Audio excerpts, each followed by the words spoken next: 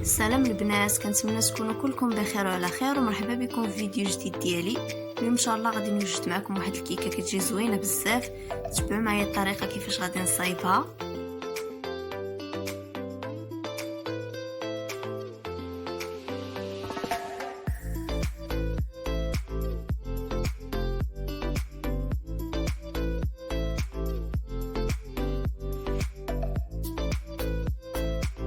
نبداو بسم الله. اول حاجه غادي ناخذ واحد الاناء، غادي نديرو فيه واحد شويه ديال الملحه، وغادي نهرسو عليها واحد 3 ديال البيضات.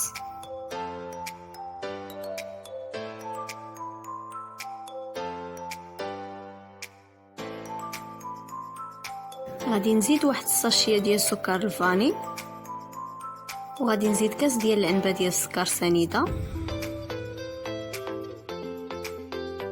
غادي نضرب مزيان هذا الخليط.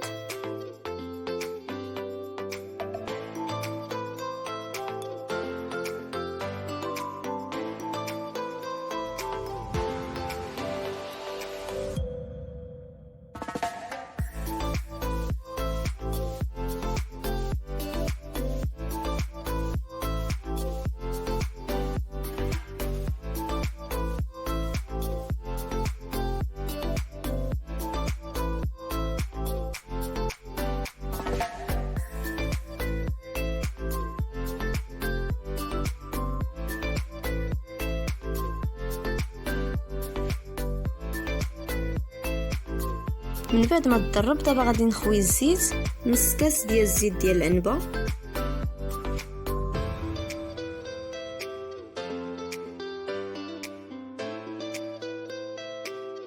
غادي نزيد واحد الياغورت ديال الفاني،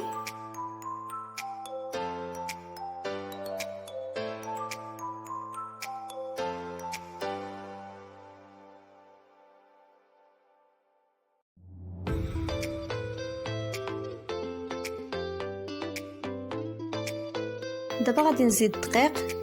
غادي ندير 2 كيسان ديال العنبه ديال الدقيق،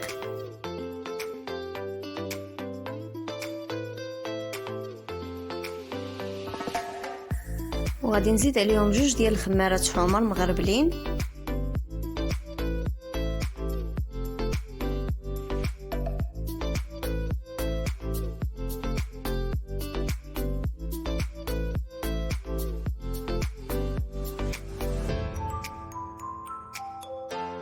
صافي. دابا غادي نخلط مزيان هادشي كامل.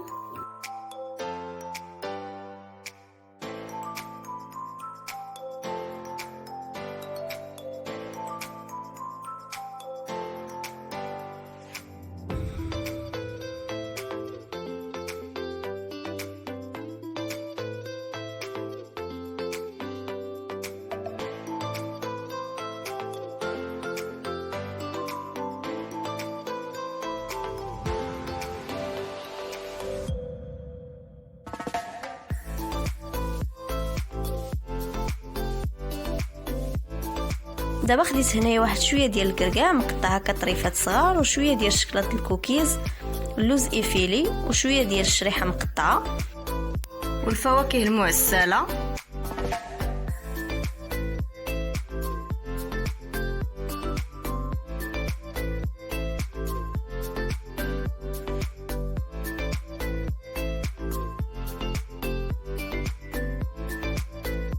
صافي. دابا غادي ناخذ المول اللي دهنتو بالزبده وواحد شويه ديال الدقيق. دابا غادي نخوي داك الخليط ما غاديش نخويه كامل، غادي نخوي غير النص.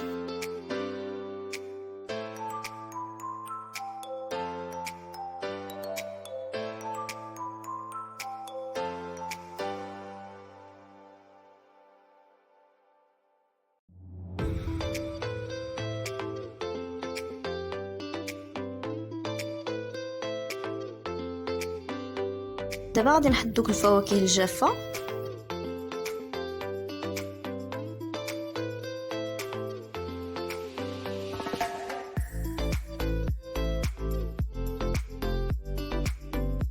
من بعد غادي نزيد داك النص اللي بقى ليا، وغادي ندير عاوتاني دوك الفواكه الجافه من الفوق.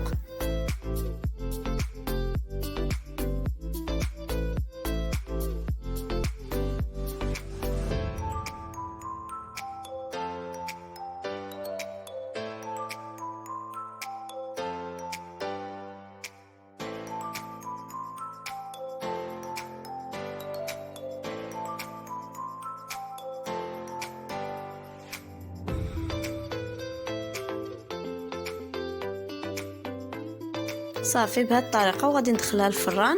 ملي غادي طيب غادي نوريكم الشكل النهائي ديالها.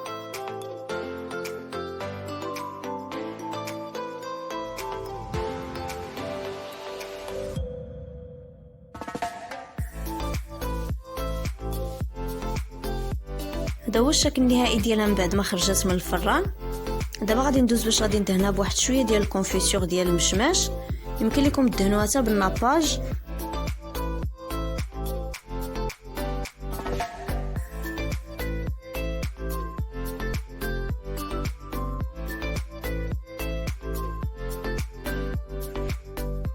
صافي غادي ندهنها كامله.